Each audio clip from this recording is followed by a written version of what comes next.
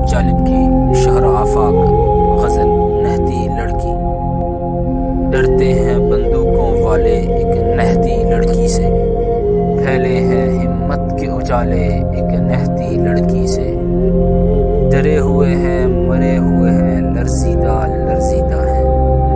ملا تاجر جرنل ایک نہتی لڑکی سے، آزادی کی بات نہ کر لوگوں سے نہ مل، یہ کہتے ہیں